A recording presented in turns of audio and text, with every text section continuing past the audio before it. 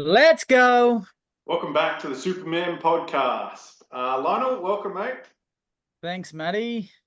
Today on the podcast, we're diving into the heart of Australia's agriculture sector with none other than Jack Creswell, founder of the Farms Advice podcast. Jack is a farmer, marketer, and passionate advocate for connecting the agricultural community through knowledge and sharing and storytelling. So welcome, Jack. Good to have you on, mate. Cheers, Matt and Lionel. Great to be here. One of the biggest topics for farmers, I suppose, is finance. So keen to get stuck into it and learn a bit from you guys as well. Yeah, and I'd imagine as well, Jack, that not many people like talking about it, especially like I've become to know this a lot with the finance world, that Aussies ourselves, we keep our stuff separate. We don't like talking about too much with each other. So it's trying to break down that sort of barrier of communication between, especially blokes, but also just businesses in general. So yeah, keen to talk to you about what you've done with the farm podcast. You're the bloody vet now of podcasting, mate.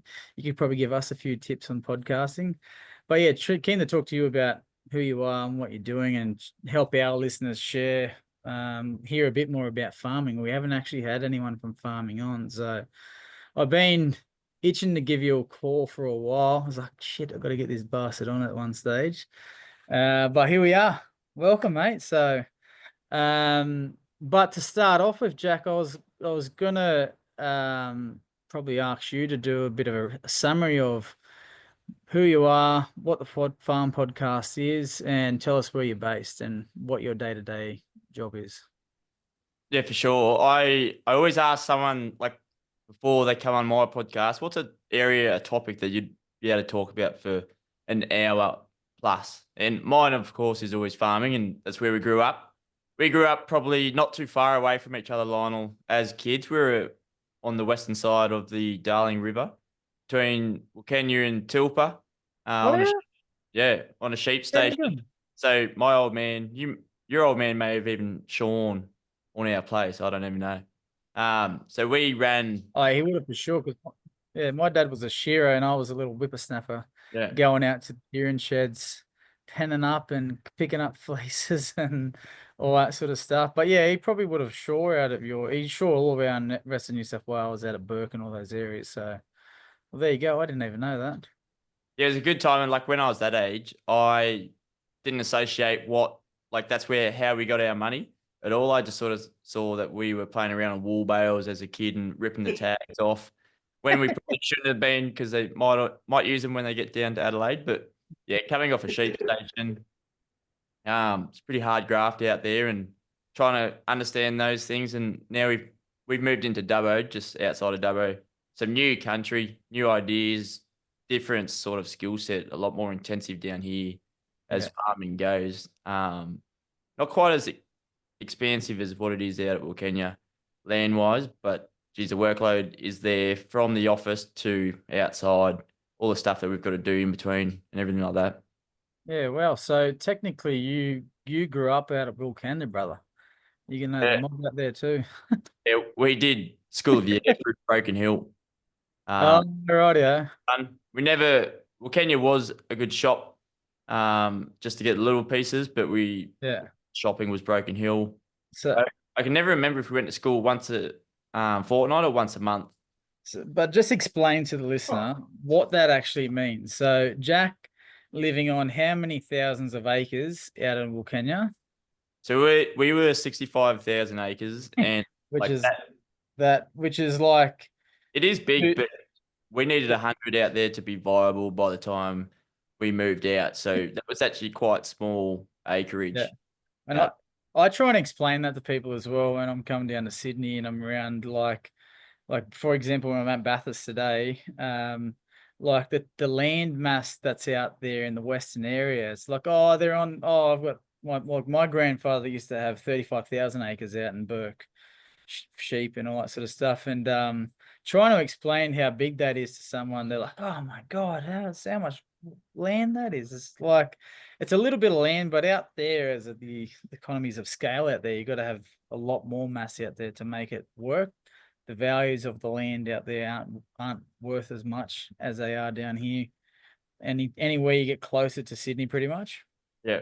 So you were living on a house on 65,000 acres out in the middle of nowhere, Wilcannia. How far is Wilcannia from Sydney? From Sydney, it'd be 10, 11 hours. It was 1,000 Ks.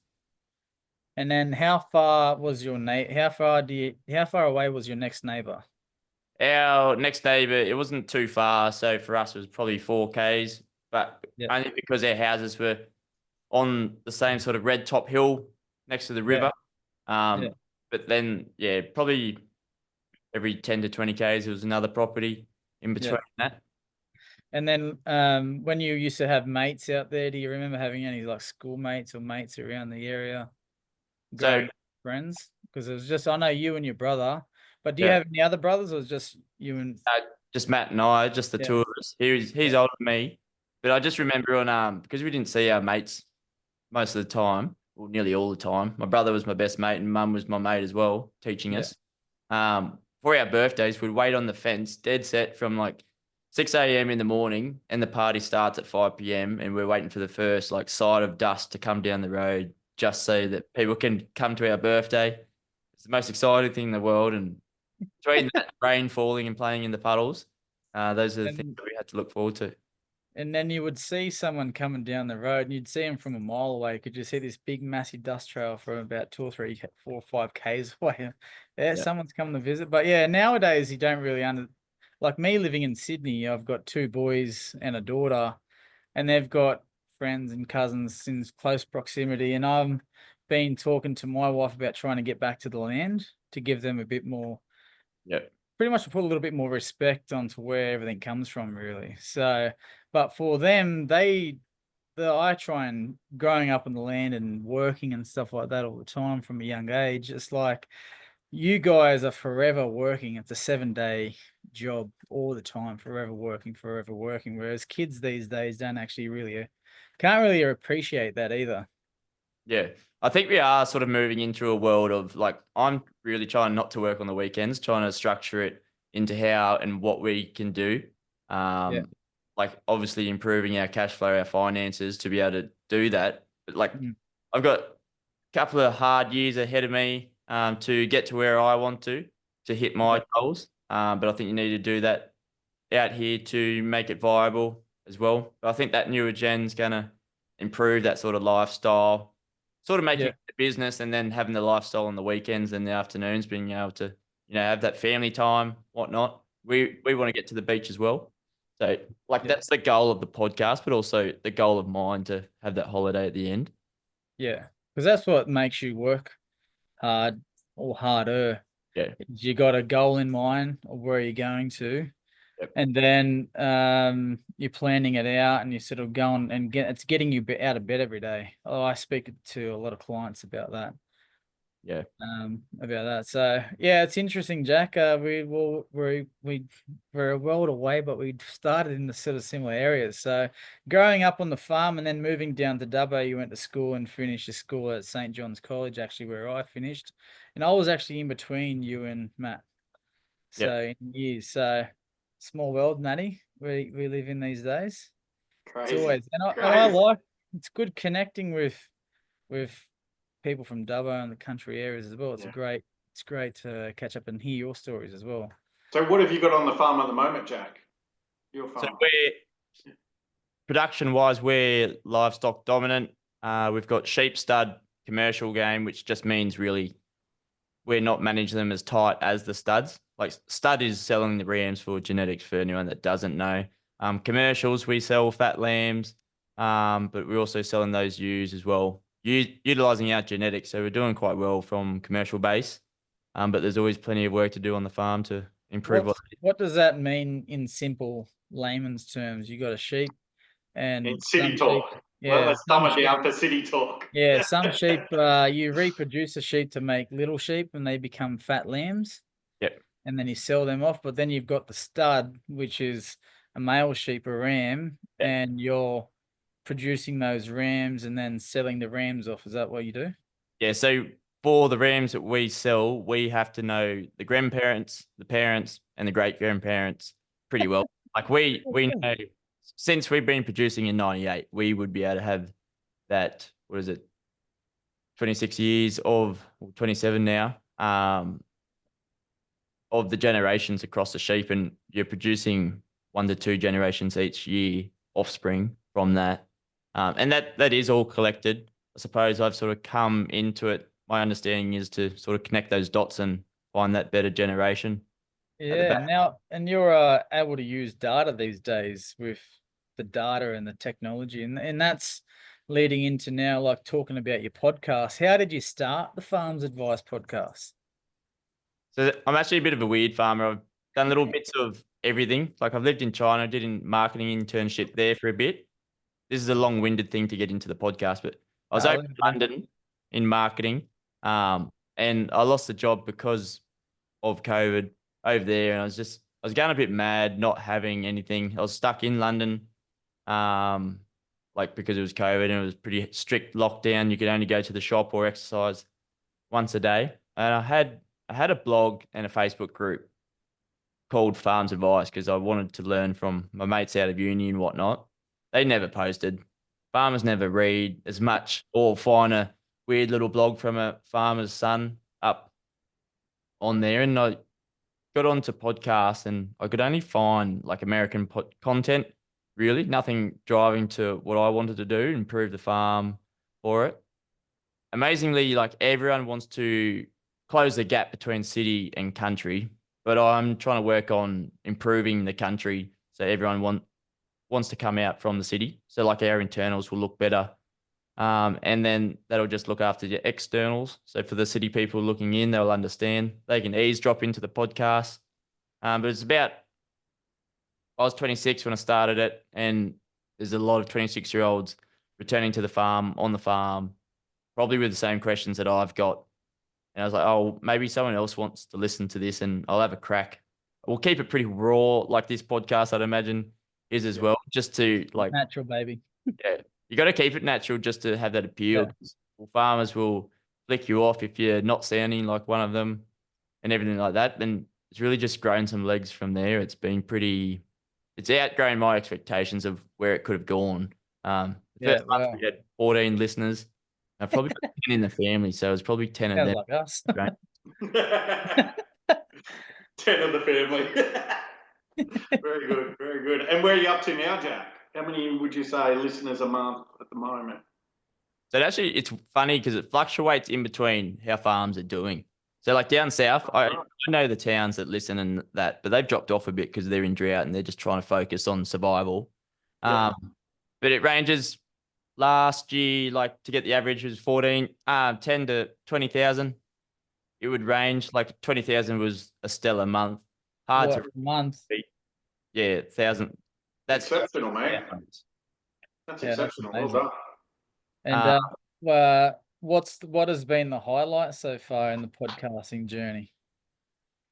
I think just talking, like I never thought about it until a couple of months ago, is like I'm talking to 15, 20 farmers each week, whether about it's coming on the podcast or just to be curious about some weird stuff that they're doing financially, or how they're working the ground a little bit different, what variety of grass or crop they're going to plant this year and why they're actually doing that. I think that's probably been the biggest insight for our farm, for myself, sort of compounding that knowledge. And then hopefully the finance will follow that on the back end of it. Has there been one impactful story that's kind of stuck with you from some of these yarns you've been having with different farmers? Probably because it is farming, the most impactful is behind the scenes. And that's when it can get a little bit scary. But there was like succession ones. I'm sure you know a little bit about succession, the failures and successes of it. But some of them, like your deepest fear, that was a question I asked on Farm Yarns. And this farmer broke down on me. First sort of time I've had to deal with it, whether or not I dealt with it the right way or whatnot. But I thought that was the most like vulnerable someone's been with me. Pretty unique position to be in. And farmers don't know, like this is a grown man crying on the podcast, and was happy as Larry to post it out there. And like, if that got one listen, that would be a valuable listen to that one person that heard that story, because they're allowed to open up. We're all pretty stoic blokes out here, west of the mountains. We don't like to be seen being sad or upset or whatnot. We just carry on with the job. But I think the podcast has shined a light on so many different ways that farmers can be. We're not just a farmer, we're so many things. We're a family man as well and that sort of stuff. And this was about his son who's going through disabilities. As hard as that it may be to talk about for some people, I think that was so important. And that was probably the most impactful thing across on the podcast for Yeah, me. 'cause, we've had one guy on our podcast recently from Mindful Men. His name was Simon, Matty. Yeah, that's right. And we talked about the impacts of financial impacts that we see a lot in our world. And one of the biggest things about like helping people out with that is talking about it. So more than likely, you getting on the podcast to share that sort of story is sort of helping relieve his sort of burden on himself, on his shoulders, that he wanted to talk to someone about, and you've actually got him on and he's just opened up and let it rip. Yeah. It's just a thing these days. You probably want to try and help people that you can actually talk to people these days. Go out and talk to people is probably one of the biggest things about helping yourself overcome all these burdens. Simon had a few good tips for us, didn't he, Matty? He did. He did. He was exceptional. Yeah. I think he's seen a lot as well, and he's held that space for a lot of people, like you did with that farmer. Just some really important tips around purpose, your why, making sure you've got that one person. You don't have to have many friends or anything, but just one person that you're open and you can have that open conversation with. So, yeah, pretty special. Pretty special. Yeah, that is pretty special. So but it's just interesting the people that you come across these days on podcasts. And I've actually listened back on your 2024 end of year wrap up with your missus. That was a classic. It just kept on going and going and going. She's like, "Let's wrap it up, Jack. Let's wrap it up, Jack." So yeah, that's from 2024. You had a bit of a rough year yourself, out for 3 months, and then you got a bloody snake bite at the end of it. What type of snake did you get bitten by? The nurse said that they don't actually find out anymore because they don't swab it. You need a pathologist in the whole time. But it'd be a brown or a black. That's all we have on farm. Yeah, pretty much. you didn't see it. No, I didn't see it. I had the dog on my lap. I was on the bike. I'd say hooning back like 30, 40 Ks. And he still got me. I thought it was a stick, shut a couple of gates, looked down. I better check it, looked down and saw a snake bite. Because it didn't feel like a stick. It didn't thud and like thump like it would. And it sort of felt wet. Like a little pinprick, yeah. And then, it's pretty scary at the time. It's funny, like, not to go bad on it, but if you die, people realize you got bitten by a snake. But now that you live through it, like people play it off. So like, because it was weird because I was fine 2 days after. What happened in that 2 day that you got bitten by a snake? Because I've always had a fear of snakes when I was growing up out in Burke. We'd always see snakes all the time, and just used to absolute shit myself from a brown snake. And Dad used to have the old 410 gun out the back, which is literally like a little shotgun, Matty, and it's a snake gun. You shoot your snakes with the 410. But I always petrified of a snake. But what were the effects on you in that 2 days? So I went in, like I rode back home, had to get a tourniquet on, but they don't tourniquet anymore. They just sort of saran wrap your leg up or wherever you got bitten previously. And they just watch and monitor you. So I didn't actually get enough venom in to get the antivenin into me because it can actually go the other way because it's just fighting venom with venom in what they're doing.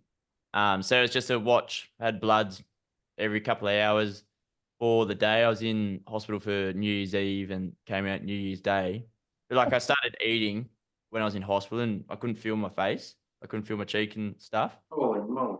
My leg was throbbing for 24 hours. My whole leg was numb. And that was a good sort of scenario for it. They wanted me to take Panadol like as a pain relief, but I sort of felt that I wanted to feel if it got worse. Otherwise, I wouldn't know. Yeah. Smart. Yeah, wow. Taking the venom full on. That's pretty rare. Like I've never heard of that before, getting bitten by a snake riding along in a bike. The bastard, he's got you. Yeah. All right. So, yeah, getting back to the farming talk. So your day to day is you do a number of different things, don't you? You like look after sheep, growing sheep, creating fat lambs, selling off rams and stuff like that. But you're in a tractor last time we tried to talk to you. Tell us what you're doing in a tractor. Yes, at the moment it was coming to the end of the sowing our pasture season. So pastures will probably put a bit more cash in our pocket, more options with our lambs and our cattle trading. Yeah. So talk to us about the lamb, like the finance part of it. How Yep. do you make money off a farm? Because always there's a guy out in Burke where I grew up with, and his dad would always tell us, boys, there's money in the bush. There's money in the bush. And the bastard, I seen him when I went back to Burke, and he's just rolling in it because he's got goats and sheep and trucks and this and that. And you don't really need to have a degree of some sort to make any money, especially out in the bush. So yeah, tell us about how the finance segment works from a farm for you guys. It takes a bit of management to get the finance in the right positioning. Cash flow is king, like most businesses. Trying to get that flow in and managing when you sell your animals. So if you have 10,000 lambs, it's probably better to split that up across a year, and then you have to manage your when the actual lambing gonna drop all that. So you're hitting them at different growth rates, but you got to manage your grass on top of that. Sounds like a lot of work, but How just do you sort of manage grass? That's a good question to people that have layman's just grass. yeah. Surely it's easy just to manage grass. What do you mean by managing grass? So spring to about now is probably peak grass season that we're getting the tops of it. So we're looking any normal paddock that you will see is probably 1,000 to 2,000. It's called dry matter. And then these newer pastures will give us 8 to 12 ton. And a normal standard paddock with lower grass is 1 to 2 ton. And that would just give us the growing season. So we'll get growth for 200 to 260 days of the year. So we just got to fill in those other days with our winter grasses as well. Yeah. The pasture.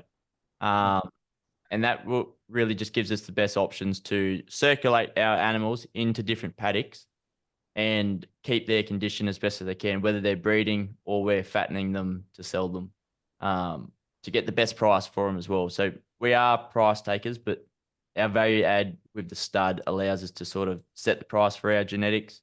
It does roll with the market as well, but we are a little bit more stable because of the stud there as well. Yeah. So simply, Matty, what that means is they've got different paddocks for different for sheep to move them around from. If they eat all of the paddock out, then there's going to be no grass there. So they move from paddock to paddock type thing, and that's why they're always out there on the paddock, on the land, moving sheep from paddock to paddock so they can control that grass pretty much. Is that an easy way to explain it, Jack? And then if you want to pretty much make your sheep look good and fat, you move them to a good paddock to fatten them up, to push them out to sale, to make them look pretty. Yeah. And at the moment, our inputs are through the roof. Our animal welfare, our drenches, if you're in drenching country, we are because of worms. What used to be a bottle $400, $500 is $1,700 now. Holy smoke, are you serious? So, we went from 30 cents a sheep to $1.50 for a shot sort of stuff. And then that's just to get a paddock done. So we're trying to reduce our inputs, and that comes through a lot of our grass management as well, keeping it sort of fresh in front of them. What we can do. We need a lot more paddocks, pens to put them in. And how do you check that, Jack? How would you check what grass management is in the paddock? What would you go and do between each paddock? So we can Oh, you can go out and just see, like, people measure crops by how many cans high it is. So if you're 3 cans high at some certain, you're doing all right. Yeah. And people have a few rules. You never want to go less than a can height in your pasture. So you want to keep it above a can's height Yeah. when you're farming, just to allow it to grow up a lot quicker. If it's spelled for a couple of weeks or a couple of months, it's going to be flying along, ready to rip in for the next time it's used. Yeah. So you don't want to leave yourself high and dry and eating it all down to the bare bones, because then next time when the season comes around, there's not going to be much to grow out of that paddock. Yeah. It's sort of looking into the regenerative sort of practices, regenerating the land that we're using. Every farmer in Australia is using regenerative practices. It's just not labelled. We're just akin to a few more labels these days. Yeah. Farmers are doing the best they can with the resources that they've got at the moment. And if they could all refresh everything and have $4 million in the bank account, it'd all look pretty good, but it all doesn't look like that. So we're trying to do it again. So in saying that, you're diversifying your assets there, your income as well. You got the fat lambs, and then you've got the stud from the rams. Yep. Then also you got the grazing part as well. So you're diversifying across different avenue sources of income. What does that look like? It just allows us a little bit more breathing room. Like, we've got cash crops, we've got barley, and oats. We could put some other crops in, but they're just what we're getting into rotation currently. And then that will go into long-term sort of pasture for us to become sort of livestock dominant. Our ground isn't the best cropping ground, but it does perform. We were getting 4 or 5 ton yield on barley per hectare, which is pretty good for this But year. how much effort do you have to go to do that, to produce a crop? It's just, I would say, 5 or so passes across that paddock. So that's one pass in the tractor to clean up the paddock. That'd be 3 times to clean it up. You've got to sow it, and then also you've got to harvest it at some point too. And that could be a 12-month turnaround. It's not done overnight. Whether it's raining or not raining, there may be some more work to do. Rain usually brings on the weeds, so you've got to keep it clean so the sheep aren't eating what they don't need to, and the ground's actually growing what it needs to. Yeah.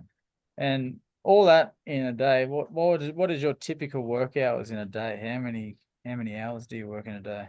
A good day is 10 hours, whether that be 8 to 6 or 6 to 4, something like that, just to sort of get the job done. When it's a peak hot, we sort of work earlier in the morning and then work into the evening, just because it's too hot. Like, it's 40 degrees now. It's a perfect time to do a podcast. Yeah. I knew that was a perfect timing for you. Yeah. So, but yeah, just trying to set it out. We don't try to go too, like, hard all day every day. We sort of set like 8 to 6 is a good sort of time to get all the work done. So everyone can be committed to make 8 o'clock is very easy. We're not early by no means for farming, but if we need to get spraying at 4 a.m., we'll go spraying at 4 a.m. Just to get the job done, because frustratingly, farming is all about timing. You can have all the gear and all the ideas, but if you don't time it right, it's either goes really well if you timed it smack on, like with the rain, and whatnot. But yeah. And how long has it taken you to work that out? It pulled me up pretty quick. So I came back from London with all the ideas, saying I'll put all of this in. I worked on the farm before going to London, but not to the extent. Now this is my longest job, back on the farm. It's just, you really got to work with the environment. I've had it really good though. So we had 2 really wet years. Last year was average or above average, and we'll have to see how this year's panning out. But January's already a good start already. Some good rain already. Yep. Oh, that's a good one. And how many people work on the farm? Like, is it just you doing all this heavy lifting, or you got, is your mum and your dad, or who else is out there? We've got me and the old man, and we've got a backpacker on currently. He's from Germany. He does pretty good. When we don't get our communication ties wrong. But he worked quite well, and I think employing the right people on the farm is probably the best decision you can make as a farm. we were looking for like a new grad, sort of passionate, young, keen Aussie to get stuck in, but sort of didn't happen so quick. For us, the sale came up last year, and yeah, I actually put out like a job ad, and hundreds of backpackers wanted it. There's plenty out there. You could just talk to your audience, mate. Your audience is the leverage that you have there. Yep. That I've noticed with another financial planner that's down in Melbourne, for example. He's on TikTok and Instagram, and he posts every day. Yep. He's been doing it for the last 3 years, and now he's got a following of maybe 99. I think it's like 99,000 people on TikTok. And then the work that comes out of that, he gets 20 leads a week, 20 new clients knocking on the door, wanting to work with him, just on a standard average. But at the same time, he's like, oh, you also use it to hire people. Like, Yeah. puts out the ad to hire people. So I'd be doing that for you. Save your money on seek.com. Because your word on that will get around pretty quick. Yeah. Jack's looking for some sort of backpacker of some sort to find some, help you out. So thanks, Pete. Yeah, I get a fair few people wanting to work here each week, which is a handy thing to have. It's just needing to find the right person at the right time, I suppose. Yeah. Just speaking about the next generation, Jack, working on the farm, on the land and stuff, what type of strategies do you believe we need to implement or to get people into the industry and get that next gen of farmers coming through? I reckon we actually like just sort of clean up the place a little bit, like literally, like farmers do all the work and everything. They may not have the cleanest place, just like setting up an office that is nice to come back to, have a cold drink in, just sort of sort out your own facilities, make it approachable and something that's cool to work at. I think that's like a really easy thing for farmers to do, to come back. No one wants to come back to rundown shearing quarters anymore. You couldn't get shearers to stay in some of the old places that they used to stay or that people used to run. Pretty rough, but yeah, some the old places I've been to, with my old man staying in shearers' quarters is pretty rough. Yeah. Yeah. And now their shearers are demanding their money and their shearing quarters. So I think the living conditions need to change and have changed by all means. Like, I think farmers are really scratching up, and you can tell the good farmers from the farmers that are just scratching by, because they are actually able to retain those staff, whether they're seasonal or they're full-time staff. I think so important. But I think like the podcast aim is to service the industry. It's about 70% of farmers listening, 20% of like industry, so like financial advisors, stuff like that, like you folks. Yeah. And then 10% of those are wanting to sort of get into the industry. That's all like the TikTok followers that we've got. Yeah. They'll come around at some point into the industry, whether that's just going to the show because they saw a TikTok about it, or like it will help out at some reason at some place in time, and whether they start working in farming after that, up to them. Yeah, and with the podcast in itself, you get to speak to so many different people all the time, and interesting characters and different techniques that you hear that people are doing and the way that they're employing. Hopefully they're sharing a lot of their wisdom as well in those circles. But what about the innovation? How are you embracing innovation while maintaining sustainability in farming? I think innovation does come at a cost, or it doesn't. You just need to like look. Innovation could be an old technique, not necessarily a new technology. Yeah. Like the way you plant your grasses through a chute or a boot, that could change, or like just utilizing financial software, forecasting, like for your budget and stuff like that. I think that is super powerful in the farm office, and how that could like improve the way that your paddocks look, because you're actually on top of it. Your cash flow innovation sort of starts from your office, I believe, in your planning for it. If you're not going to plan for innovation coming on, you're not going to implement it the right way. I think tech, it's in a unique position at the moment, because if it's not working for farmers, they won't be around for much longer, because they're just not getting the implementation into it on farm. It needs to be quite seamless in its approach. Yeah. And when I was listening to your last podcast, you made a comment there about some of the advice that you got from another farmer was about running a business was about make sure you cut the fat, but don't cut the meat. Explain to us that phrase and how that's relevant to farming and also to business.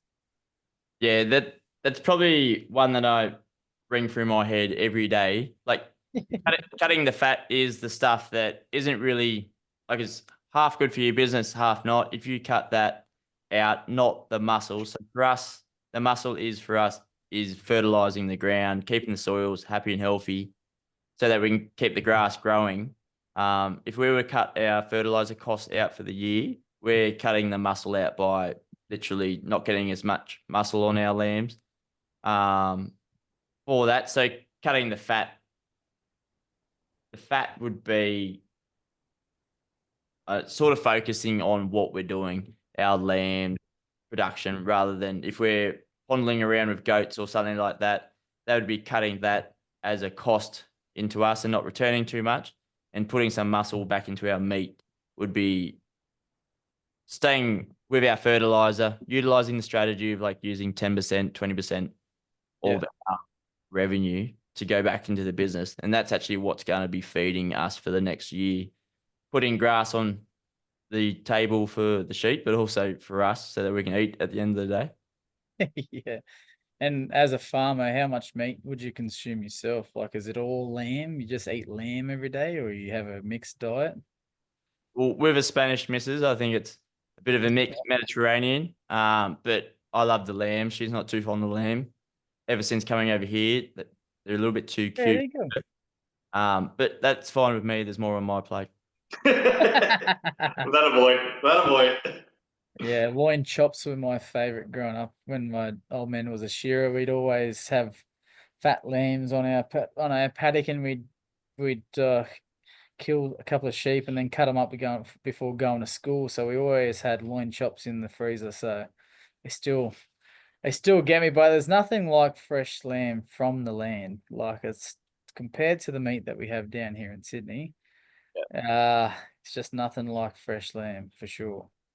But yeah, Jack, so the farm now, from the finance piece, just to give us an overview always found that interesting talking to farmers clients, got a few clients that own farms, about how the accounting works for farming and using the utilization of farm management accounts. Yep. Just explain that simply to us. Like for everyday individuals, we've got taxable income that we earn in our name every year, and we pay tax at our marginal tax rates. If you're an employee or a business owner, you're paying yourself a wage. But for a farm, it's completely different. You've got income years where you've made income, but you can actually offset and push that down in future years. How does that work? Yeah, so you can sort of carry over your losses into the next year, but if you're within the company, you can't actually do that. There is farms that operate as a company as well, but most of the time it's a partnership or a sole trader. Yeah. So during those drought years, we wouldn't have made a cent. We're spending shitload of money. Our bill for a smallish farm nowadays, like we were pretty much $1 million on feed. I know people that were spending like $2 million a year to $1 million a month just to keep their animals fed, depending on what sort of scale they were. And everyone's sort of carrying that loss forward because that's how it's working within primary production. Because we're not always going to have great years to be able to pay our tax within that year. And if it was, we wouldn't have any food on the table if that was the case. So it allows us the ability to, like, obviously we've got that loss carried forward.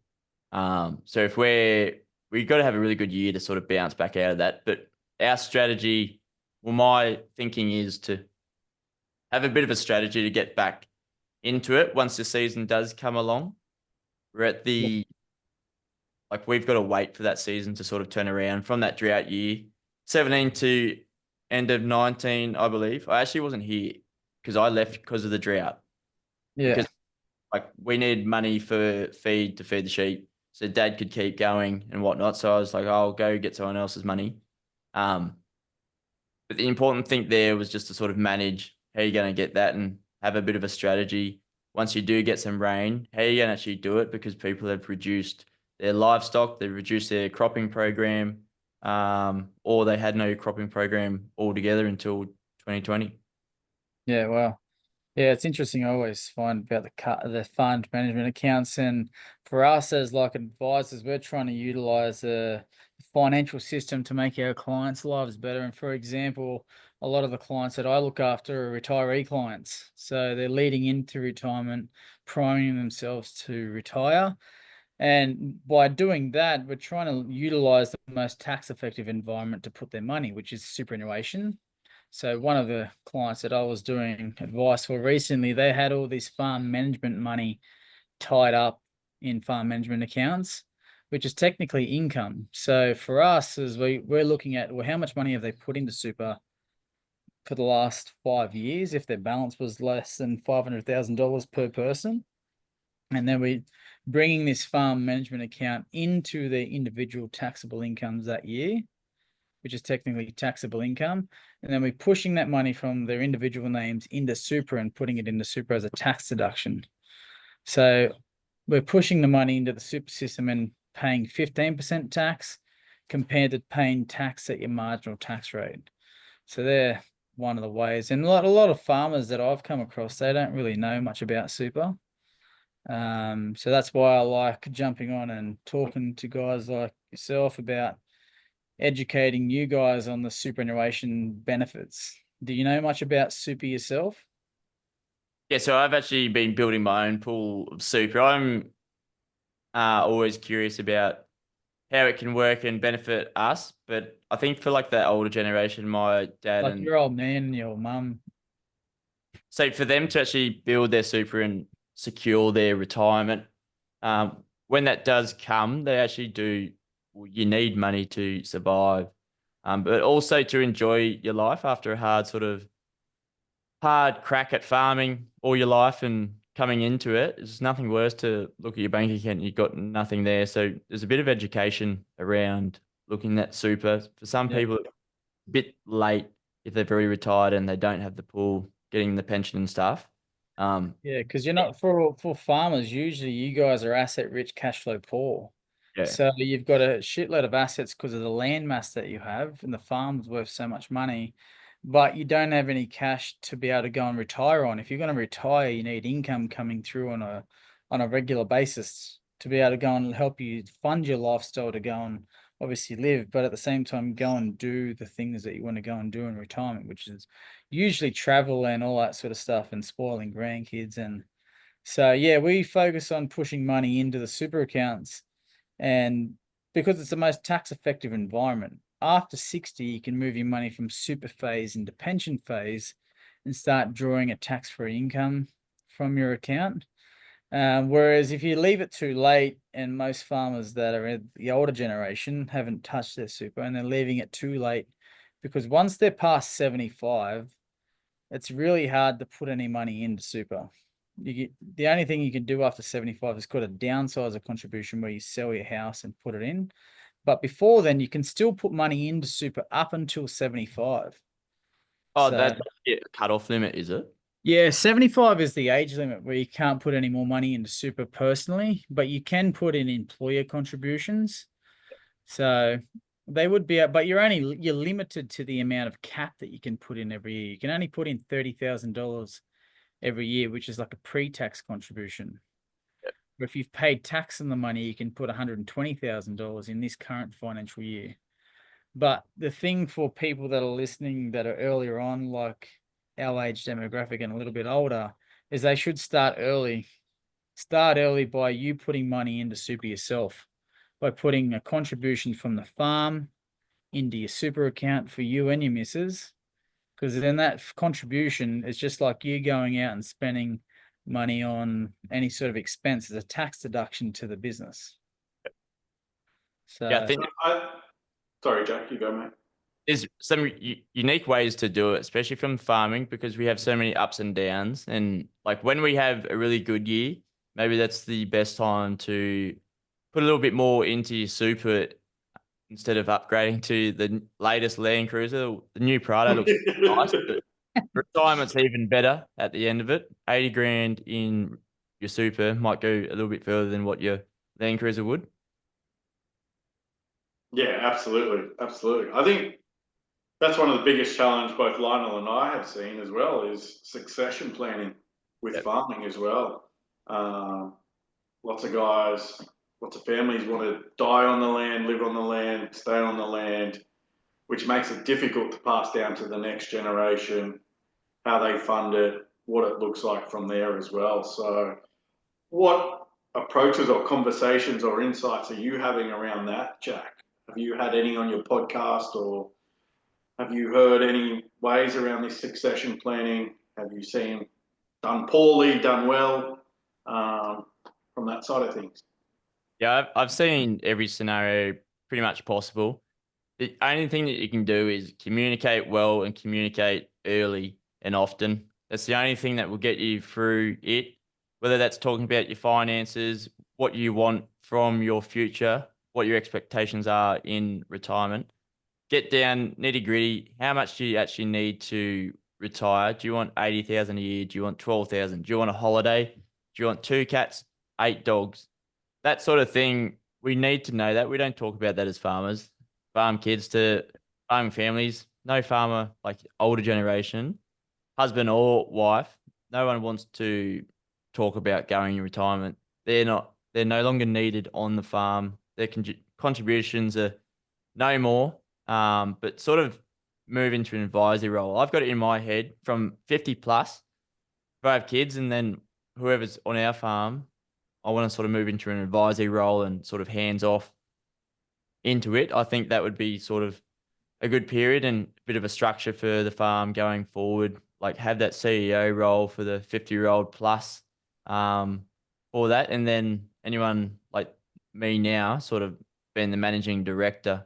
I think that's important to sort of set those expectations for it, but also listen to the younger generation of their expectations. Do they want to farm? You said about like finding your why before earlier on, Lionel. That's really important in farming. Do you want to return to the farm, or you just, because the land value is quite high, a lot have come back to the farm, or now they want a piece anyway. And I've seen some really good farming scenarios and whatnot, chat behind the scenes, and it's all just fallen to shit. No one's talking to each other.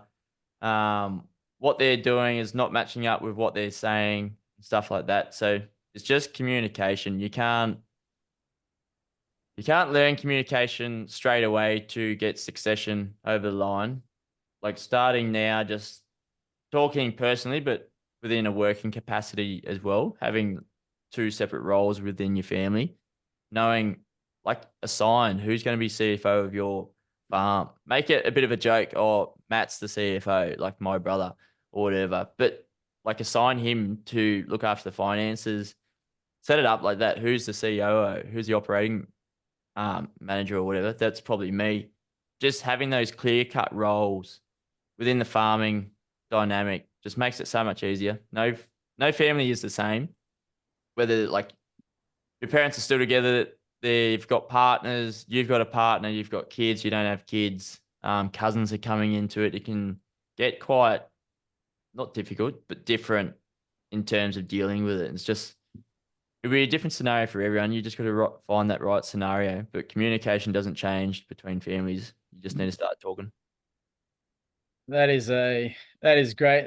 That's great advice for people that are watching or listening to this, because we talk about the estate planning side of it quite a bit with our clients. It's pretty much like the end of the road, and where lawyers make a lot of money these days is contesting through wills and estate, and the contestants of a will means the estate actually pays for all of the legal costs. So you talking before all that happens and having a bit of a game plan in place to let people know what's going on, what the expectations are, and who get what and all that sort of stuff, and how everything should be worked out as a communicated plan, stops and doesn't stop it, but sort of alleviates some of the issues that people think they are entitled to in the back end anyway. Yeah. And also provokes those conversations prior to it blowing up. So everything's out on the table. Everyone knows where they stand. Everyone gets to voice their opinion early and often, if we are communicating often. So it kind of settles it down when it actually does happen. It comes to fruition as well.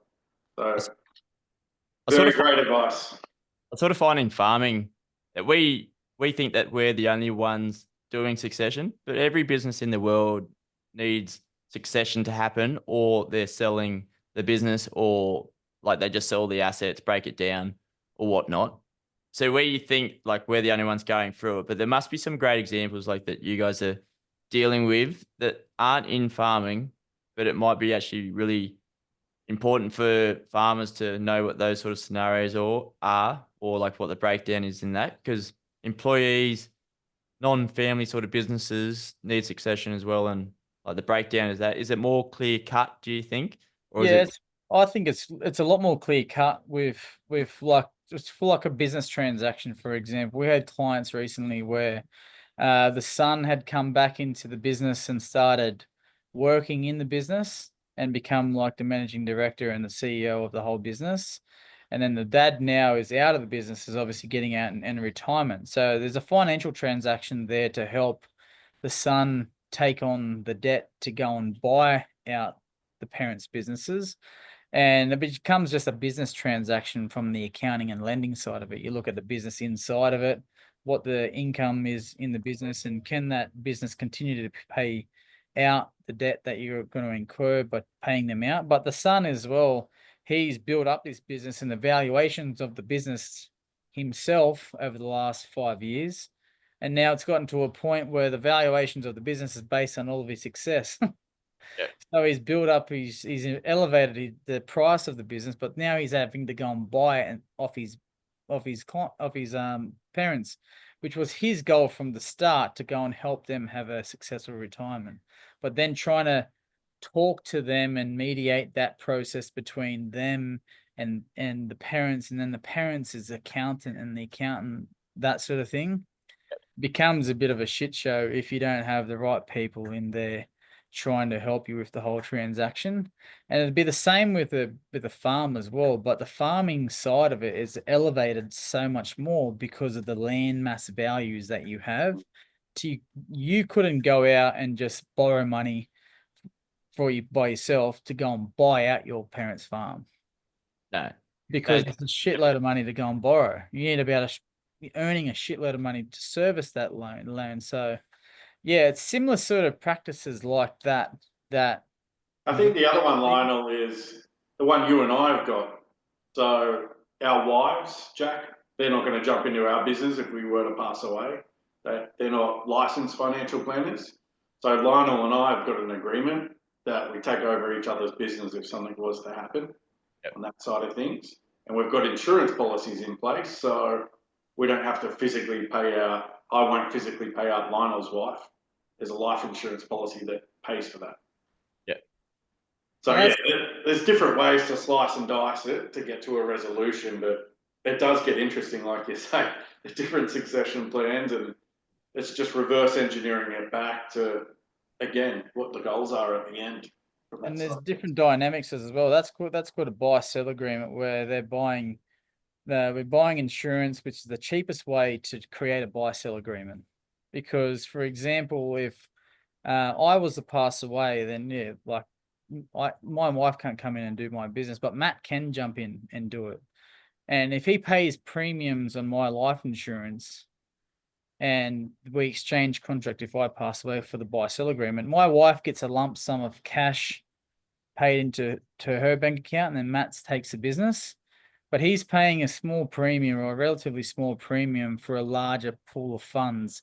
And that's how a lot of businesses should have their structures, their structures set up to make sure if shit hits the fan, that you can actually fund that. And life insurance is the most cheapest, effective way to fund and give you cash. And it's instant cash straight away. Obviously, it's not good for you because you're not going to be around if something happens.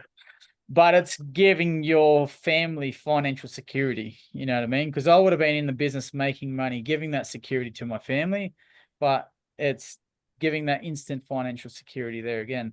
And that's probably one thing that a lot of farmers don't actually have is insurance, or relatively the right amount of insurance. Whether it's a snake bite and puts you Like out that, for a bit. what would happen if you fell off the perch from the snake bite? Have you thought about that scenario? Yeah, so I'm pretty well covered with life insurance. Luckily, I got health insurance as well. So there's a little fee there to pay for survival from a snake bite.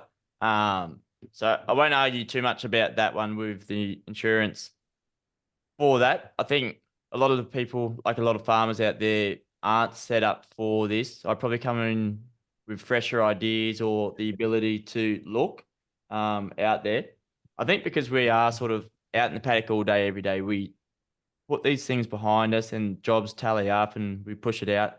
Like there's so many things I want to get done, but I come home knackered and like it's such a simple task. I should have done it. The missus that is up me, but I just haven't got around to that phone call or something like that. It just, yeah, it really happens quite easily on farm. And coming back to that succession piece, why it's harder for farmers, it's probably like our houses are set on our farms to have the farming like parents to have them sort of retire, but they also live there. They're still within it, well within the business, and most of the time they're going to be closest to the business aspect of the farm. Taking that emotion out of the business is not easy at all, especially if you're several generations deep into it. You want to carry on that legacy or whatnot. I think, yeah, it'd be good to take that emotion out sometimes, but sometimes it can really play into our hands pretty well. But yeah, it's one of those things, isn't it? Yeah. Yeah. So, Jack, one of the other things that I wanted to speak to you about with a couple of clients that I have is carbon credits. Yep. Now, carbon credits, for example, for these clients, they've got a massive land mass, and they've got trees on their farm, and they get these carbon credits paid by certain people for these credits, which is them making money off the farm by just having trees. It's crazy to think of, but it's a real thing. What is your experience with that? There's two types of carbon you can get. It's soil and vegetation. You're talking about vegetation, which is the carbon offsetting or accruing the credits. You can either sell them or you keep them. I personally, I think vegetation is probably the best avenue to go down if it is applicable for you, and especially large pastoralists is really, you're at an advantage out there as well anyway, to sort of utilize that, because that growth of the vegetation is growing each year, and especially if you're not using it with your cattle, your sheep, or removing it for cropping if you are around the burg, sort of irrigation wise. It can be a really big asset for you as a farming family, but from your side of it, once you have a big asset, you sort of have to work your tax game a little bit harder, a little bit better as well. And what have you seen people do in terms of that sort of stuff? Because we've got our ideas, but from the ground and listening to people in the farming world, what are they doing? In terms of the nitty gritty, sort of like getting in and dealing with your tax, I don't know, because I'd love to know. We're not speaking about money, like passing it on straight away, but I think that's something to get onto the podcast and talk about but someone that's getting 5 million a year, I've had people tell me about that, and how they're going to be dealing with that, like as their revenue as well, along with the farming activities. That is it's going to be a big cost to them tax wise once it's sort of all calculated. Yeah, we've had a couple of people recently where they've been back paid for the last 5 years, for example, and they're making say 400 grand a year. Yep. And all this money all of a sudden comes into the bank account, bang, here it is. But the thing is with them, and from the tax point of view, the money is dropping into the bank account now, and that's when you're paying tax in this current tax year. So you've got to go and try and work backwards now of how to go and offset the amount of income that they've made into the certain structure that they've put it in as well. Because if they're putting it into a company, you've got to either leave it in a company and you start paying 25% tax on it, or if you leave it in the company, it's stuck in the company. You got to use the money inside the company then. Yep. Now, if these people, for example, want to get off the land and go and buy a property or downsize their property, or go and move from a larger property of 100,000 acres down to a smaller property on 50 acres, you got to have the cash available to go and do so. So yeah, we're just coming up with ideas with the accountant that I work with to help people manage that. And from farmers, for example, I can sort of talk my way through quite a bit of it, but I don't know the nitty-gritty of the details of farming like you would do it, but you wouldn't know the details of the accounting side of it for us. So I'm a bit of a mesher between an Yep. accountant, a bean counter with myself to help understand the overall financial piece of it. But yeah, super is one of the missed things that people miss out on. They just don't put money into super. And up until 75, you can put 30 grand into super every year. And where, for example, these clients, for example, they haven't put any money into super for the last 5 years. The balances are below 500 grand. So that means you can do this thing called a carry forward concessional contribution. You can look back over the last 5 years and pour all those contributions into super now. So if they've got $1.5 million in income, then they're going to be paying tax in the company, but then they got to stream the money out of the company into their personal names to be able to go and start using it and to buy other assets, unless they're going to buy assets in their name in the company and stuff like that. So yeah, there's different ways to skin it. I was just interested to hear if you had heard any other ways that people are using it. Using super or Yeah, like using the carbon credits. What are they doing to minimize their tax? I think it's definitely like if you're a sole proprietor, a sole trader, it's definitely not to receive that income in Yeah. that entity. You need to split the entity. I think a lot of the things with farming game, we don't know much about trust, family trust. Those that do, but those that don't aren't. They're probably disadvantaged to those that are up to date with it, Yeah. and how that can really enhance the business, Yeah. redistributing sort of income across the different family members and how that Yeah. reduce your tax overall. Yeah, so what a trust pretty much is just a bubble pretty much. And you put it around that asset or that vehicle type thing. And all the money that comes into the bubble or the income example in that financial year comes into the bubble. It's just a holding point for it, but it has to be distributed out to the beneficiaries. So where it's beneficial, if you have a number of adults over the age of 18 that can receive that income, you can actually stream the income out to all those individuals that's eligible for the income. For example, your situation, you've got yourself, your mum, your dad, and your wife. If all you guys work on the farm and you all make, say you make 200 grand profit for the year, you could stream the income to 50 grand to your dad, 50 grand to you. But whereas it's sitting in a lot of farmers sit all their stuff in sole trader individually or in a partnership. Whereas in a partnership, it's usually 50-50. You can't go and separate it either way. Whereas in a trust, just putting it around.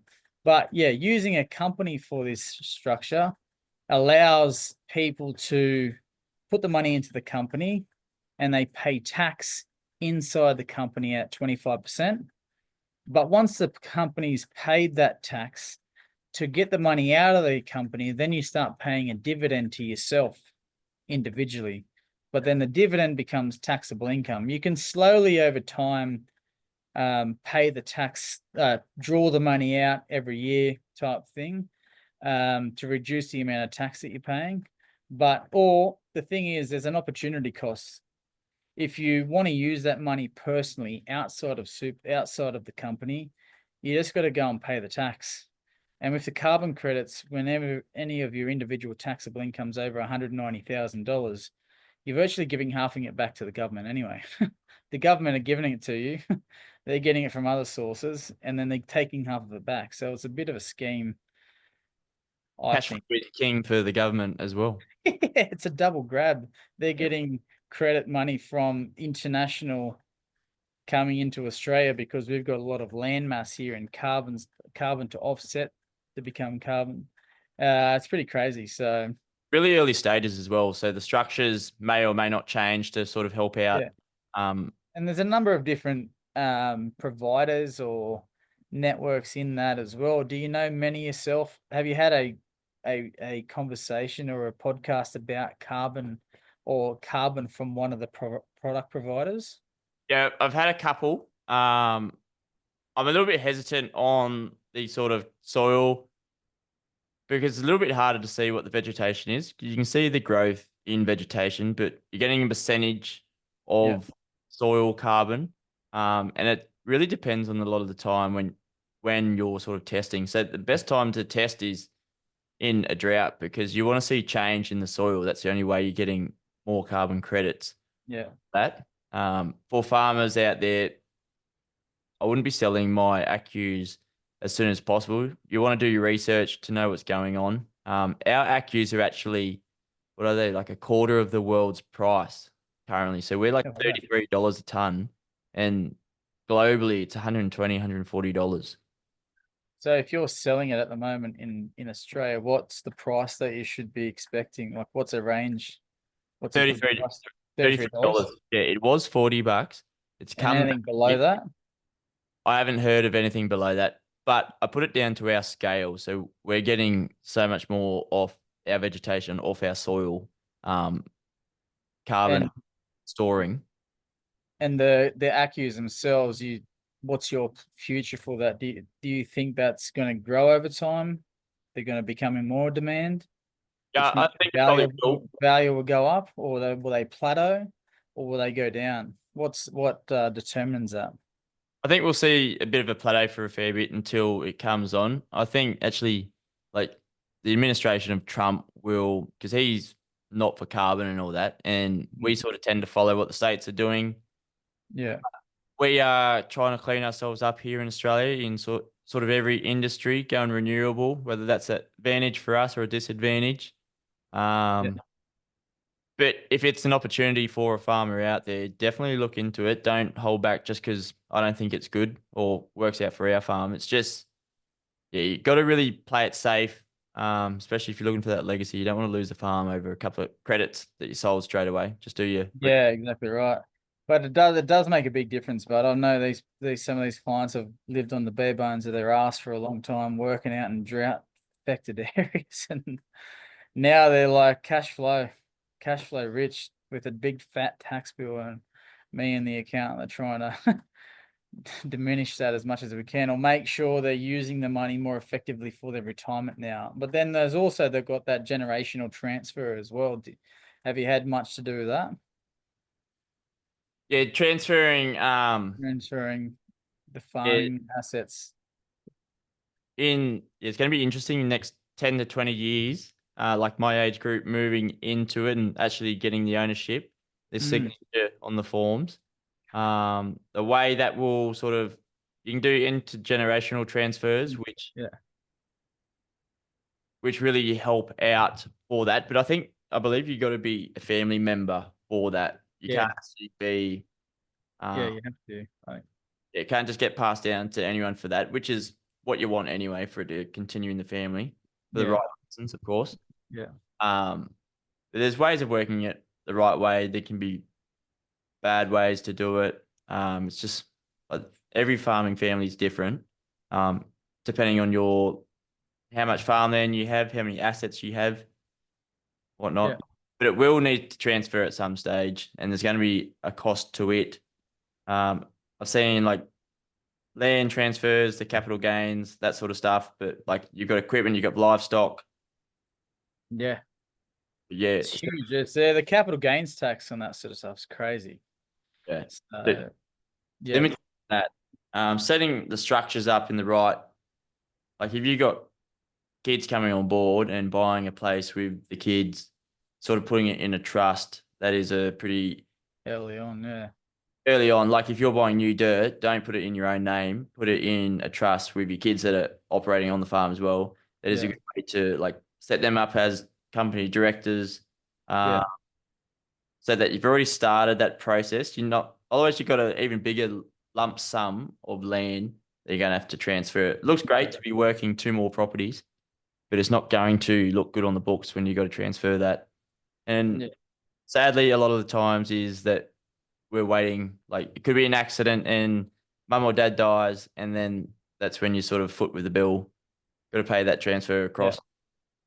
Yeah, it's better to plan early. Planning and preparation is one thing that we hamp on about, especially in the financial planning ward, and especially in the ward that I actually work in, which is like retirement planning. So planning, preparation, don't leave it to last minute, because time will get away from you, and then you're missing out on the opportunity between all that time as well.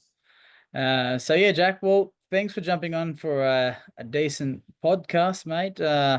Now just tell us a little bit about the Farms podcast, where we can find you, what you got planned for the next 12 months in farms advice. So you can find us on anywhere, YouTube, Apple and Spotify are the main areas. Just look up Farms Advice Podcast. The theme for this year is high performance farming, and I'm keen to jump into the finance, talking everything about money, the intricate ways of working it. So we've timed this episode quite well, Lionel. Might have to get Yeah. you or Maddie on the podcast in a few Mate. weeks. Yeah, that'd be a pleasure. We'd love to jump on as well, especially the high profile farms advice podcast as well. But yeah, no, it'd be good. We'd love to jump on there and talk about super investments and all that sort of stuff, of how to maybe diversify your funds out of the farm and not having all your assets, all your income tied up into the one area. There's other different avenues that we could do to set up investment vehicles for like family members and grandkids and stuff like that we give a lot of advice on, but a lot of people don't know about that stuff. So you're only finding out when you come and sitting down us one-on-one when we're going through your whole situation. So that's why this podcast is there, to help people broaden their horizon on information about finance. So thanks for jumping on for a episode, Jack. Really appreciate it. Make sure you like, subscribe, and tune in to the Supermen Podcast, and like the Farms Advice Podcast, and follow Jack's story on the Farms Advice Podcast. He's got plenty to tell and share. Cheers, Jack. Thanks, mate.